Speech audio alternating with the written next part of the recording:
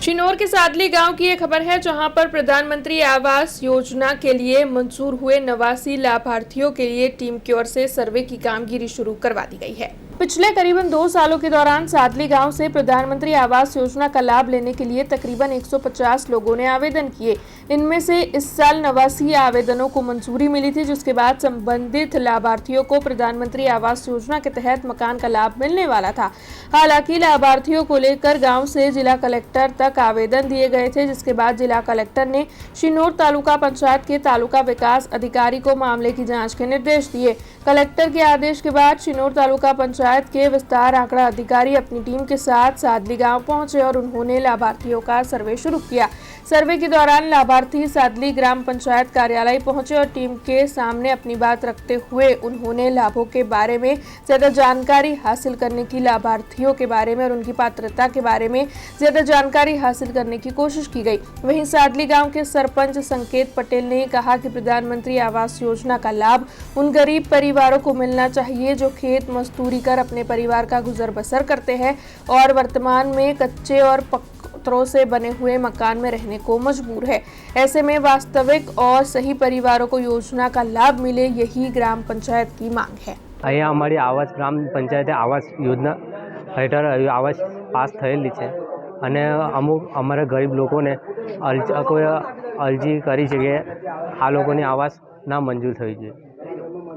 તો અમે 150 રૂપિયા મજૂરી કામ કરીને અમે જીવીએ છીએ અને અમારા ઘરમાં અમે મજૂરી કરીને જીવીએ તો અમારા ઝાપટું કે વરસાદ આવે તો પાણી પડે તો પતરામાંથી પાણી પડે છે કે ઘરનું જોઈએ કે પછી એ જોઈએ। અમે આવાસ મંજૂરમાંથી એક અમારું લાભ થઈ જાય કે અમારે સુરક્ષિત ઘરમાં રહીએ, અમે મજૂરી જઈએ તો બી અમારે ઘરની ચિંતા ના થાય ને પાણી ના આવે। અમે આ બધા ગરીબ લોકો છે, મજૂરી 150 રૂપિયા ખેતી કામ કરીને જીવે છે, તે બી તમે 150 રૂપિયામાં અમે ઘર ચાલી બેરે ચલવી છે। આજે હું સાદલી ગ્રામ પંચાયત સરપંચ તરીકે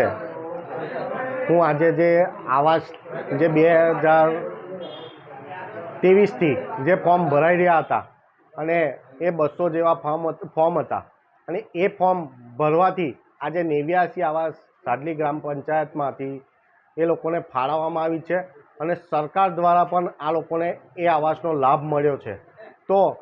અમે એવું ઈચ્છીએ ગ્રામ પંચાયત થ્રુ કે ભાઈ આ લોકોને સાચા અર્થે આવાસ મળે અને આ લોકો જે આવાસ મળવાપાત્ર હોય તેવા લોકો પોતે ગરીબી હેઠળ અને મજૂરી કરી રહ્યા છે, તો આવા લોકોને અમારા સરકારશ્રીએ પણ એમનું ધ્યાન રાખી આ લોકોને આવાસ આપેલ છે। તો ગામના અમુક અમારા વિરોધી તત્વો કે જેઓ ગામની વિરુદ્ધ જઈને આ લાભાર્થીઓને લાભ ના મળે એના માટે અધિકારીઓથી માંડી ઠેક કચેરીઓ લગીને અરજીઓ કરેલ છે